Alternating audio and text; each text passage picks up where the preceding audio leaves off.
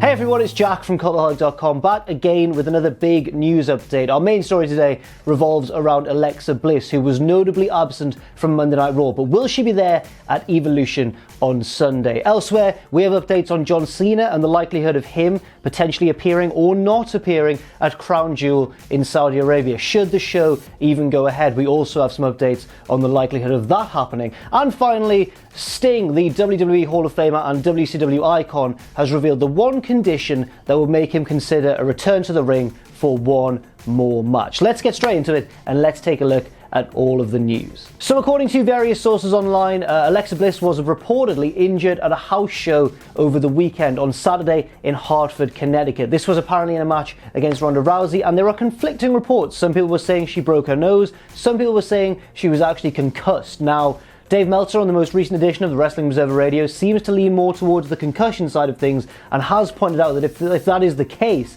then there is no telling quite when she will be able to return. There's no telling when she'll be able to pass the impact testing, so she may well miss Evolution, and of course that would be bad news for WWE and for Alexa, considering that she is one quarter of that big tag match between Trish Stratus and Lita and herself and Mickie James. This would potentially explain the reason that Alexa was conspicuously absent on Monday Night Raw. There was a segment backstage where Trish and Lita were being interviewed, then they were jumped by Mickie James and Alicia Fox, who were then fought off by the babyfaces, who said that's how we do things in the Attitude Era, or something, words to that effect. This seems to imply that if Alexa hasn't quite recovered enough yet to wrestle on that Evolution show, that Alicia Fox will be the stand-in. Although again, Alexa Bliss is one of the biggest stars of the women's division, it will be a huge loss for WWE if that were the case. And of course, as always, when there's an injury like this, we at Cultaholic would like to wish Alexa a very speedy recovery, hopefully in time for Sunday's event. Next up, John Pollock of Post Wrestling revealed on a recent podcast of his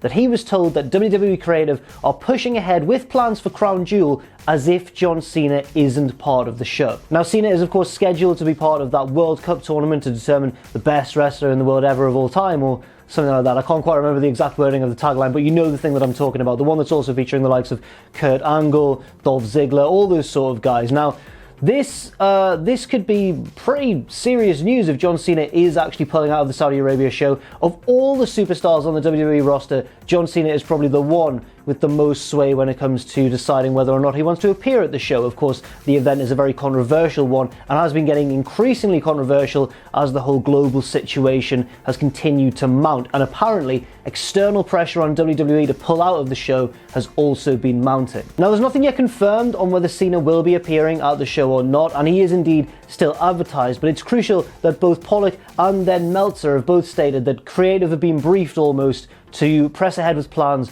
although Cena is going to be replaced almost. So it's kind of like they've already got a contingency plan in place just in case Cena pulls out. As for the show itself on Wrestling Observer Radio, once again, apparently it seems as though the show is less likely to take place this week than it was even just last week. That's how quickly the situation appears to be developing. And again, that mounting external pressure on WWE to pull out of the show seems to be a major factor. In fact, apparently tickets were supposed to go on sale for the show last Friday, but didn't, which could be pretty bad news for fans who wanted to attend in Saudi Arabia. In fact, a speculated reason for Cena's sort of wishy-washy situation, will he be there, will he not, may revolve around the idea of WWE relocating Crown Jewel to somewhere else, in which case, I guess presumably the implication is that Cena would be happy to appear on the show, but not if it was the controversial Saudi Arabia-based show instead. And finally, in a radio interview with 99.7 CYK, Sting, the WWE Hall of Famer and WCW icon,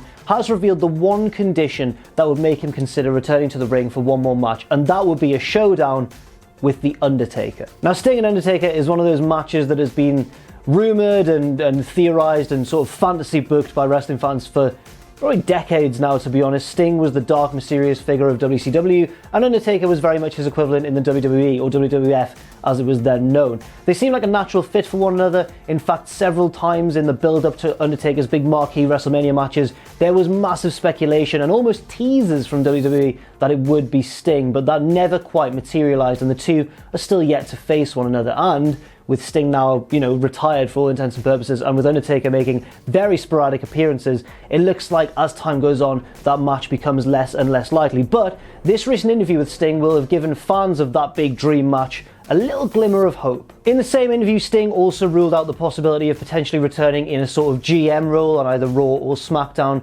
just because it would, he feels, ruin the mystique of his character. And to be honest, I have to say I agree. It's all fine if someone like maybe Baron Corbin or Paige is acting in an authoritarian role, even Kurt Angle, or one of the commands, as is often the case. But when it's someone like Sting, a character who's always been a bit more supernatural, a bit more creepy, not creepy, that's the wrong word, a bit more supernatural, a bit more superhuman, I guess, in a way sometimes, that really wouldn't mesh too well, especially as well because Sting has often been a bit more of a rebellious figure, a bit more of a vigilante, someone who operates outside of the usual structure of things. So I completely agree with Sting on that point. I don't think the GM is that sort of role for his character, but if Undertaker was apparently a match on the table for him, he would consider returning. So that's all for now. Thank you very much for watching this news update. I've been Jack from Cultaholic.com. You can follow me if you want on Twitter at Jack the Jobber. You can follow all of us at Cultaholic. Check out our Patreon as well if you want, patreon.com/Cultaholic. And never forget, of course, if you haven't already, to hit subscribe and to join us.